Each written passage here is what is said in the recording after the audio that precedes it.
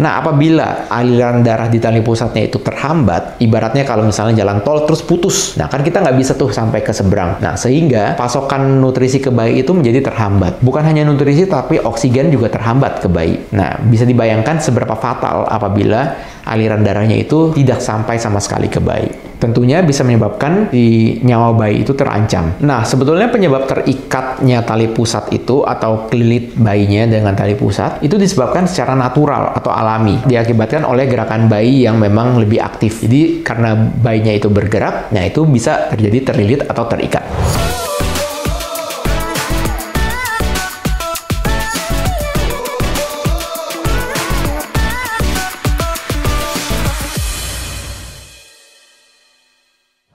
Hai, kembali lagi di channel Dr. Kevin. Apa kabarnya semua? Semoga semua dalam keadaan yang sehat ya. Nah, kali ini saya akan membahas mengenai tali pusat. Jadi tali pusat itu kalau terikat atau dalam bahasa Inggrisnya true knot itu seperti apa? Apakah ada dampaknya ke bayi? Kan kalau biasanya moms sering tanya, dok ada lilitan nggak ya?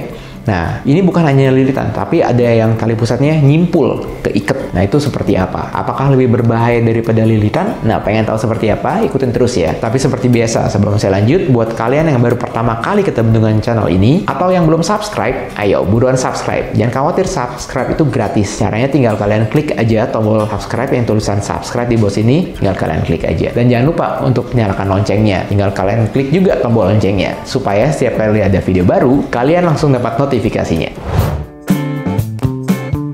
Nah, pada saat mams hamil, itu ada bayi yang berkembang, ada plasenta juga yang nempel di dinding rahim. Nah, antara bayi dan plasenta itu terhubung dengan tali pusat. Ya, tali pusat ini yang akan membawa semua nutrisi yang udah disaring plasenta disalurkan ke pusat bayi. Juga fungsinya membawa kotoran-kotoran ya. Jadi misalnya bukan kotoran bayi yang feses atau pupnya, tapi kotoran yang dari darah. Jadi kalau darah dalam tubuh itu kan dia harus disirkulasikan. Jadi dari jantung terus disirkulasikan ke organ-organ sampai tangan sampai kaki. Jadi darah yang banyak oksigen dan nutrisi itu kan dari plasenta disalurkan ke bayi. Terus sudah bersirkulasi ke dalam tubuh bayi, terus dibalikin lagi nih, yang darah yang sudah tidak ada oksigennya balik lagi ke plasenta. Nah, dari plasenta ini udah disaring lagi. Jadi pertukaran nutrisi, oksigen semua di plasenta, supaya tujuannya bayinya tetap sehat dan bisa berkembang. Jadi di dalam tali pusat itu ada 3 pipa. Ya, tali pusat itu ibaratnya selang. Nah, di dalam selang itu ada 3 pipa, 2 yang mengarah balik ke plasenta dan 1 yang dari plasenta untuk yang ke bayi. Jadi di pipa itu dia diselubungi oleh jelly yang kita sebut dengan Wharton jelly. Jadi supaya tali pusatnya itu nggak gampang kempes ya. Jadi kalau ada jelly-nya kan dia lebih kenyal. Jadi dia nggak gampang kolaps gitu. Di dalam satu tali pusat itu dia ada jelly selubungnya, terus ada 3 pipa di dalam ya. Nah, 3 pipa itu adalah pembuluh darah. Tadi fungsi tali pusat itu kan sangat vital ya. Jadi dia membawa oksigen dan nutrisi ke bayi dan dia membawa pertukaran zat yang kotor kembali ke plasenta. Nah, apabila aliran darah di tali pusatnya itu terhambat, ibaratnya kalau misalnya jalan tol terus putus. Nah, kan kita nggak bisa tuh sampai ke seberang. Nah, sehingga pasokan nutrisi ke bayi itu menjadi terhambat. Bukan hanya nutrisi, tapi oksigen juga terhambat ke bayi. Nah, bisa dibayangkan seberapa fatal apabila aliran darahnya itu tidak sampai sama sekali ke bayi. Tentunya bisa menyebabkan nyawa bayi itu terancam. Atau misalnya sebelum mengancam nyawa bayi, misalnya terjadi hambatan aliran darah. Nah, itu juga bisa berdampak ke organ-organ bayinya. Contohnya misalnya ketika otak kekurangan mendapatkan oksigen, nah itu yang dapat menyebabkan kerusakan otak juga. Nah, hal-hal seperti ini yang harus dapat kita deteksi secara lebih dini ya. Nah, sebetulnya penyebab terikatnya tali pusat itu atau kelilit bayinya dengan tali pusat itu disebabkan secara natural atau alami. Diakibatkan oleh gerakan bayi yang memang lebih aktif. Jadi karena bayinya itu bergerak, nah itu bisa terjadi terlilit atau terikat. Nah, sebetulnya ada beberapa penyebab lainnya yang bisa menyebabkan atau menjadi faktor resiko terjadinya terikat tali pusat tersebut.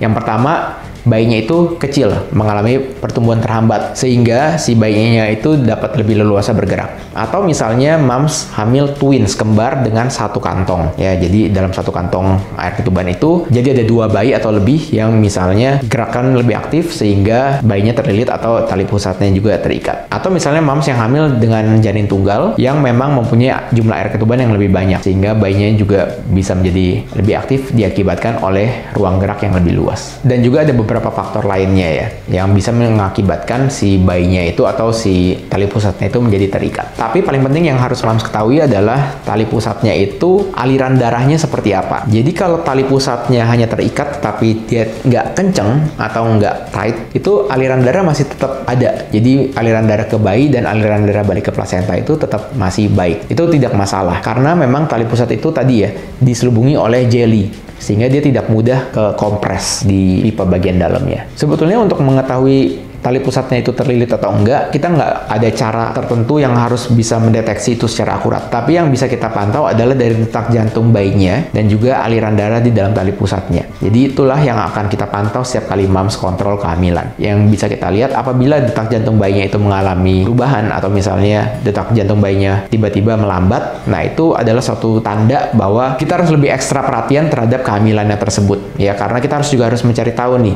penyebab kenapa detak jantung bayinya itu berubah. Apakah itu bisa disebabkan oleh aliran darah yang terhambat atau bahkan hal yang lainnya, misalnya ada kelainan jantung dan sebagainya. Penanganan dari tali pusat yang terikat sebetulnya yang pertama Mams jangan panik dulu ya, karena yang bisa Mams rasakan adalah kurangnya gerakan janin ya. Kalau misalnya Mams mengalami kurang gerak pada janinnya, itu juga Mams harus langsung boleh cek ya. Yang hal yang pertama dapat Mams lakukan, jangan panik, tapi Mams coba mulai gerak-gerakin bayinya dulu, karena bisa aja bayinya pada saat itu sedang tidur, jadi dia tidak bergerak. Tapi pada saat Mams gerakin, nah dia baru bergerak lagi. Nah, pada saat Mams berusia kehamilan 28 minggu ke atas, Mams juga bisa melakukan penghitungan gerakan janin ya.